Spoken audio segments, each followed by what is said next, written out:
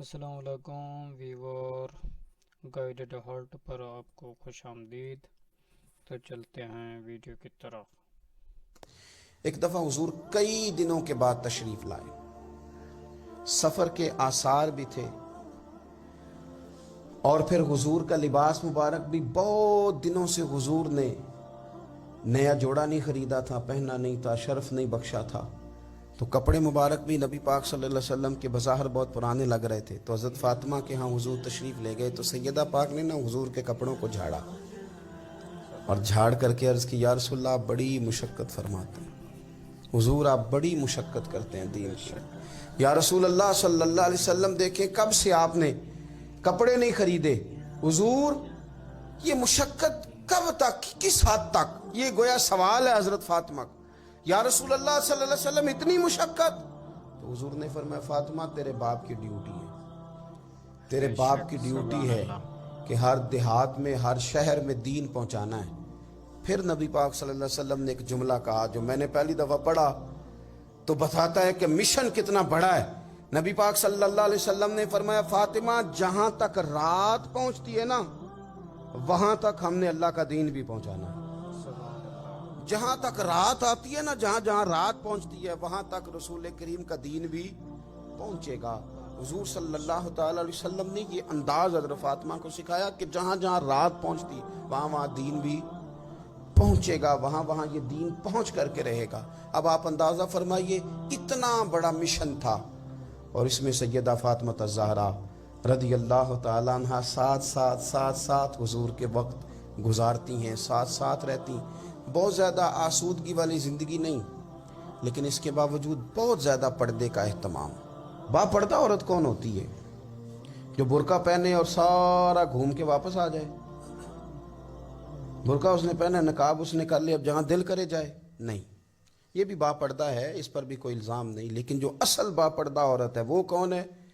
جو گھر سے صرف ضرورت کے لیے نکلے، صرف مجبوری کے لیے گھر سے باہر جائے، ورنہ اپنے گھر سے، وہ عورت با پردہ ہے۔ ایک دن نبی پاک صلی اللہ تعالیٰ علیہ وسلم نے صحابہ سے پوچھا نا، بتاؤ مجھے دنیا میں سب سے بہترین عورت کون ہوتی ہے؟ لوگوں کا اپنا اپنا رویہ ہوتا ہے۔ کچھ کا خیال تھا کہ جو قرآن پاک کی حافظہ ہو، کچھ کا خیال تھا عالمہ فاضلہ ہو، کچھ کا خیال تھا کہ بچوں کی تربیت ٹھیک کرنے والی ہو، دین جس نے بچوں کو سکھایا وہ بہتر ہے۔ سب اپنے اپنے انداز میں بات کرتے ہیں، لیکن حضور نے فرمایا تم نے میری مراد کو پہنچے۔ حضرت مولا علی شیر خدا فرماتے میں پیچھے بیٹھا تھا، ذرا میں نے گردن جھکائی اور چھپ کے، نہ ویسے بھی قد مبارک بظاہر تھوڑا چھوٹا تھا حضرت علی کا، کہتے میں نکل گیا، حضرت فاطمہ کا حجرہ ساتھ ہی تھا، جا کے میں نے کہا فاطمہ حضور نے سوال پوچھا ہے، اب میں کس طرح یہ بات کروں کہ مولا علی شیر خدا کا علم؟ حضور نے فرمایا کہ میں علم کا شہر ہوں تو علی دروازے ہیں، تو اگر حضرت علی بھی کسی سے مسئلہ پوچھنے جائیں تو پھر بتاؤ نا کہ سیدہ فاطمہ کا علم کتنا شاندار ہوگا، ان کے علم کا کیا مرتبہ اور مقام ہے کہ حضرت فاطمہ سے پوچھا جا کے۔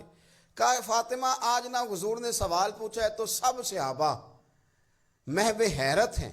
حضور نے پوچھا بہترین عورت کون ہوتی ہے؟ تو کسی نے کچھ بتایا، کسی نے کچھ بتایا، بات بن نہیں رہی، آپ ذرا جلدی سے بتائیں۔ تو حضرت فاطمہ کہنے لگی علی بہترین عورت پتہ کون ہوتی ہے؟ یہ آپ نے غور کرنا لفظوں پہ، کہا بہترین عورت وہ ہوتی ہے جسے نہ کبھی غیر مرد نے دیکھا ہو اور نہ کبھی اس نے غیر مرد دیکھا ہو، وہ سب سے بہترین عورت ہے۔ آپ میری بات پہ غور کریں، بس یہ حد ہے، یہ سیدہ فاطمہ کا پیغام ہے، یہ آج کے جمعے کا میسیج ہے۔ فرمایا نہ اس نے غیر مرد دیکھا ہو اور نہ غیر مرد نے اسے دیکھا، بہترین عورت ہے۔ حضرت سیدنا علی المرتضیٰ کہتے ہیں میں چپ کے سے آ کے پھر صفوں میں بیٹھ گیا، بات ابھی جاری تھی، صحابہ بات کر رہے تھے، میں نے ہاتھ کھڑا کیا، میں نے کہا حضور بتاؤں؟ فرمایا بتاؤ۔ میں نے کہا یا رسول اللہ بہترین عورت وہ ہوتی ہے نہ اس نے غیر مرد دیکھا ہو اور نہ غیر مرد نے کبھی اسے دیکھا ہو۔ حضور نے میری بات سنی تو مسکرا کے فرمایا فاطمہ میرے جگر کا ٹکڑا ہے۔ کہا فاطمہ میرے جگر کا ٹکڑا ہے۔ تو حضرت علی المرتضیٰ کہتے ہیں صحابہ ایک دوسرے کا منہ دیکھ رہے تھے کہ بتایا تو علی نے، تعریف حضرت فاطمہ کی انہیں نہیں سمجھ آ رہی تھی، میرے دوستوں کو تو مجھے تو آ رہی تھی نا، مجھے تو سمجھ آ رہی تھی نا کہ حضور کیا فرما رہے۔ تو سیدہ فاطمہ الزہرا وقت وصال آ گیا، 6 ماہ حضور کے بعد گزارے پر آنکھوں سے آنسو خشک نہیں ہوئے. اور عجیب سیرت نگاروں نے باتیں لکھی ہیں. حضور کی اونٹنی بھی آ کے نا حضور کے بعد حضرت فاطمہ کے دروازے پہ بیٹھی رہتی تھی.